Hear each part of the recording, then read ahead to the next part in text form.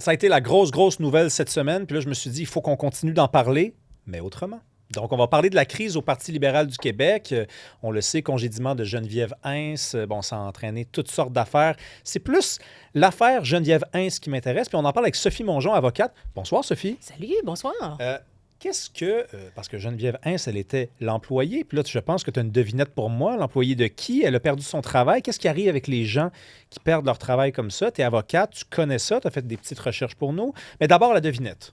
Bon, effectivement, elle est employée de qui, Geneviève Hintz? Elle est chef de cabinet pour le Parti libéral. Ouais, c'est une bonne parce que... Donc, quand tu es congédié, normalement, tu veux faire une plainte contre ton employeur, donc le poursuivre pour des pertes salariales. Là, on poursuit qui, là? C'est-tu le Parti libéral? C'est-tu le gouvernement? C'est-tu le Parti libéral? C'est-tu l'Assemblée nationale? C'est-tu... moi, je me pose la question. J'aurais envie de dire le Parti libéral. Là, je te regarde les yeux, je pense que je me suis trompé. Bien, c'était mon premier réflexe, moi aussi, Parti libéral. Puis je l'attends une minute, là, un instant. Fait que j'ai appelé une personne qui connaît ça un petit peu plus, la politique comme telle. Puis on m'a dit non, c'est l'Assemblée nationale. Une chance, c'est pas moi qui ai répondu quand tu as appelé tantôt. Oui, c'est ça. Mais elle aussi a dit oui, je suis pas mal sûre à 95 %. Alors, si je me trompe, j'ai un 5 % là, de faute avouée, demi-pardonnée. Mais ceci étant dit, moi, ce que ça me met en turbo-frustration, c'est que là, moi, je trouve encore, là, on en a parlé à quelques occasions, moi, j'ai l'impression que je vais payer pour ça. Ben oui. C'est toujours ça avec toi, Sophie. Je veux dire, c'est à chaque fois qu'il y a des recours collectifs, à chaque fois que quelqu'un qui paye. Souvent, ce qui est un peu embêtant, c'est qu'on est solidaire de la personne. Ben oui. Puis là, tu te dis, tu sais, mettons, on aurait pu être du bord des employés d'entretien de la STM. Puis là, tu te dis, ils veulent une augmentation. C'est qui paye l'augmentation? C'est toujours l'utilisateur. Puis là, c'est la même affaire. Là. Si c'est l'Assemblée nationale qui payait Geneviève Hintz, c'est qui paye pour le fait qu'elle a été congédiée de même? C'est le contribuable. Ben ouais. Donc, le contribuable, ici, va payer sur plusieurs niveaux. Non seulement il va payer un dédommagement probablement à Mme Hintz, de plus, on va payer les frais juridiques de Mme Risky. Pendant ce temps-là, il y a des gens qui ne travaillent pas. Peut-être que Mme Hintz va se retrouver sur les assurances invalidité parce que, justement, elle est tellement bouleversée par tout ce qui s'est passé. Attends, mais là, la mise en demeure, là, à Oui. Marois Risky, c'est pas nous qui payons pour ça, pour ses frais juridiques à elle. Tu viens de dire les frais juridiques de Marois Risky. Nous, on paierait pour ça? Ben oui, un peu comme Fitzgibbon, là, lui, dans le fond, quand il avait été poursuivi là, par par quelqu'un, justement, là, je me rappelle plus, il y a quelques mois. Par Sylvie Lalande, là, justement, là, la présidente du Conseil de Québécois, ben, à ce moment-là, elle l'avait poursuivi et c'est les contribuables qui avaient payé les frais de M. Fitzgibbon de 159 000. Là. Donc, finalement, ça s'est terminé par une somme forfaitaire de 10 000 et des excuses publiques. Mais quand même, ça coûtait plus cher en frais d'avocat que le montant total. Et là, je ne sais pas dans le cas de M. Fitzgibbon si c'est lui personnellement qui a payé le 10 000 ou si c'est encore toi puis moi. Ben oui. Ben c'est sûrement toi puis moi. Hein? Ouais. C'est toujours de même que ça marche. Ça commence à être pas mal prévisible. Mais là, ça, c'est un peu embêtant parce que tu te dis souvent... Tu sais, moi, je me rappelle, il y a quelques semaines, puis là, c'est sûr que les libéraux trouvent ça drôle, ils avaient entendu... surtout les péquistes, d'ailleurs, qui doivent trouver ça drôle. Ils avaient entendu Paul Saint-Pierre Plamondon dire les gouvernements libéraux, ce sont des gouvernements affairistes et corrompus. Puis là, il avait dit, on va te poursuivre. Bien là, s'ils avaient poursuivi, ça veut dire que c'est nous qui aurions payé pour la défense de Paul Saint-Pierre Plamondon.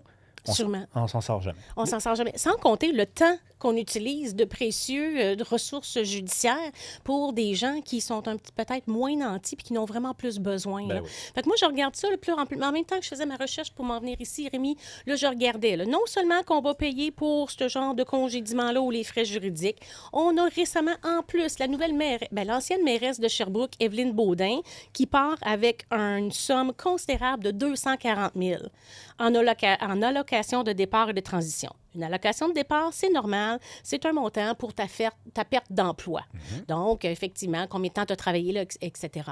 Tandis que l'allocation de transition, dans le cas de Mme Baudin, qui est de 183 000, c'est beaucoup, là, Ben 183 oui. 000. C'est quoi, c'est une là. allocation de transition? Là? Rappelle-nous, c'est Attends, quoi? je te lis. C'est un revenu temporaire pour assurer un revenu, justement, temporaire, le temps qu'on trouve d'autres choses, parce que les élus n'ont pas le droit à l'assurance-emploi. Mais c'est quoi la différence entre une allocation? Est-ce que tu peux avoir une allocation de départ puis une allocation de transition? Ben oui, dans ce dossier-ci, dans le C'est- cas de Mme Baudouin... J'ai bien compris. Elle a les deux? Oui, elle a 56 000 de départ et 183 000 d'allocation de transition. Puis l'allocation de transition, c'est pas nécessairement automatique, c'est voté.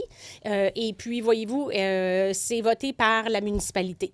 Bien, la municipalité, qui a fait les règlements de la municipalité, bien, c'est les conseillers, les maires. Je te le dis, aujourd'hui, là, je suis fâchée, j'ai mal à mes poches, j'ai l'impression d'avoir des trous. Je trouve que au Québec, là, ça va mal. On n'est plus capable de rien s'entendre. C'est tout le temps à coup de poursuite, à coup de grève, à coup de... Je ne sais plus qu'est-ce qui se passe. Tu ne devrais pas pouvoir avoir une allocation de départ et une allocation de transition. Il y a des choses qui ne marchent pas, là, c'est la même affaire. Je t'écoute me donner des définitions, puis c'est la même affaire. Ben oui, mais c'est comme ça que c'est prévu, c'est discrétionnaire, puis ça équivaut. Puis devant les tribunaux civils, là, on a plafonné le maximum qu'un employeur peut être tenu à payer. Donc, normalement, quand tu as une grosse emploi, c'est 1 mois par année de service, maximum de 2 ans. Mais les allocations de transition, ça peut aller jusqu'à 4 ans selon le ministère des Affaires municipales. Fait que moi, là, je trouve, là, comme contribuable, là, que toutes ces histoires-là de fin d'allocation, etc., ça nous coûte une beurrée. Pendant ce temps-là, ben, on ne s'occupe pas de nos établissements scolaires. Tu sais, 2 millions là, qui viennent d'être donnés, là, justement, là, dans d'autres élus qui sont partis. Hey, ça en fait-tu beaucoup? Ça pousse pas beaucoup dans de les arbres, l'argent. réparations, ça? Non, ouais, effectivement. Chose promise, chose due, j'ai dit à nos auditeurs qu'on allait parler de ces crimes commis par des adolescents. 38 ados ont été mêlés à des crimes violents depuis septembre, pas depuis 1 an. Là, donc, on remonte novembre 2024. Là. Non. C'est quoi, là? Je lisais des experts dire, la solution, là, je sais que ça choque tout le monde, tout ça, mais ça ne veut pas dire qu'il faut resserrer les règles puis rendre la justice plus sévère. Là, j'écoute ça puis je me suis dit, mais c'est quoi la solution d'abord? Bien, pour l'instant, c'est les sensibiliser, leur faire peur, comme quoi qu'ils vont avoir un dossier, un casier criminel. Mais vous savez, quand on est adolescent en bas de 18 ans, ça ne s'appelle pas un dossier criminel, ça s'appelle un dossier d'adolescent. Donc, en principe, jusqu'à 17 ans, tu n'es pas supposé d'être jugé comme des adultes, mais effectivement, ça peut arriver à l'occasion quand le crime est extrêmement, extrêmement gros. Malheureusement, donc, c'est ce qu'on peut essayer de faire, des peines adaptées pour essayer de les recycler, de les réadapter ou quoi que ce soit, puis les inciter effectivement à ne pas commettre de crime comme tel, là, avec des menaces à long terme. Quand tu dis actuellement, c'est ça qui est possible, est-ce que c'est parce que tu exclus d'emblée l'idée qu'on puisse modifier les règles, modifier les peines? Parce que moi, ce qu'on n'arrête pas de me dire, c'est les adultes, par exemple, dans les gangs de rue, utilisent les jeunes parce que les peines ne sont pas sévères. Puis ils disent aux jeunes, regarde, au pire, je sais que c'est grave ce que je te demande de faire, mais vas t'en sortir de même. Puis à 18 ans, on va prendre la page, puis on va la tourner, puis ta vie va recommencer. Moi, j'ai peur pour ces jeunes-là. Bien, je comprends, mais tu sais, je pense pas que la solution est vraiment légale. C'est sûr que c'est la sensibilisation par Il y a des sociétés dans le monde où c'est plus sévère. Oui, je comprends.